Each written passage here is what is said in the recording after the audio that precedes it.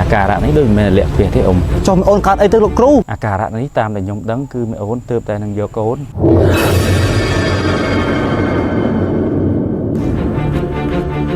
មានការអីអូនជួយមកនេះលោកគ្រូខ្ញុំមានការបន្តិចហើយមានរឿងអីអូនឥឡូវលោកគ្រូជួយមកបន្តិចសិន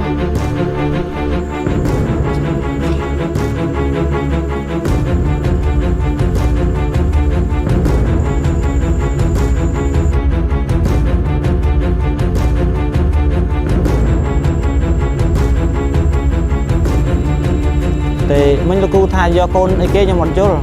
អូបាទអ៊ំអារឿងកូនហ្នឹងនេះខ្ញុំចង់និយាយចេះមិញហ្នឹងណាដោយសារចេះមីអូនហ្នឹងគាត់ញ៉ាំអំបិលម្ទេសច្រើនពេកបានធ្វើឲ្យគាត់ហ្នឹងរលាកផ្ទះ ចុះឥឡូវគិតមិនទៅលោកគ្រូអើយ អូមានគិតមិនទេអ៊ំគាត់ទៅយួរសេរ៉ូបងទៅមកកាប់ផ្លោកហ្នឹងគាត់ជាបាត់ហើយ បាទលោកគ្រូបាទខ្ញុំខំតែភ័យ វាមានអីទេអ៊ំ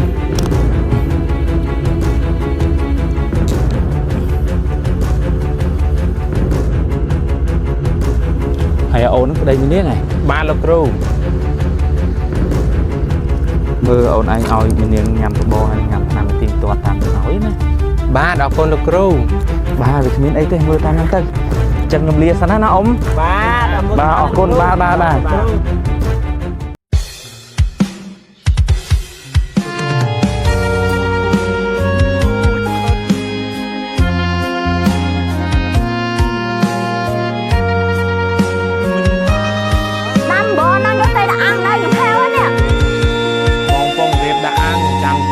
ចាឡាអូន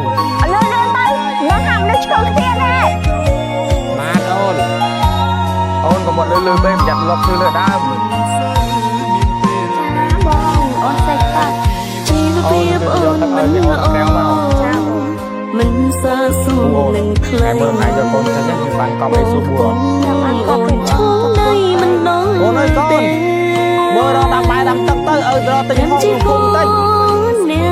បាទអើចាំខ្ញុំតាមអាម៉ាក់អញឆ្ងល់ដល់កូនរបស់គេអាបងចេះទៅលុយស៊ីបងខ្លាយវាទៅរួចអាម៉ាក់បើដឹងមិនច្បាស់កុំនិយាយដល់ទេយ៉ាគេដឹងគេស្អប់និយាយដូចមិនដឹងត្រឹមអញបើតាំងពីដើមមកអញដឹងអត់ច្បាស់អញអត់និយាយទេថ្ងៃនិយាយអញគ្រូចាប់អារម្មណ៍ដែរថ្ងៃមុនអញគេនិយាយទៅព្រឹកលាក់កូនរបស់ខ្លាយវាទេអញឆ្ងល់ពួកហងឯងដល់ហើយ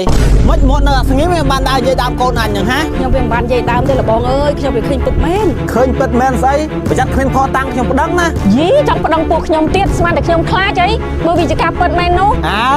ឲ្យតែរឿងនឹងវិជ្ជាការពិតប្រយ័ត្នអញហៅកូនអញមកឬនឹងមិនពិតប្រយ័ត្នមានរឿងធំឯអញណា ចង់ថាកូនលបងឯងមកទៅមើលផុសតាមបងគ្នាថាពិតឬមួយមិនពិត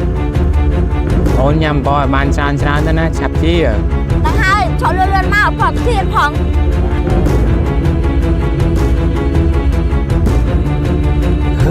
អញចិត្តគួរណាស់វាមកនិយាយដើមកូនអញចឹងសោះ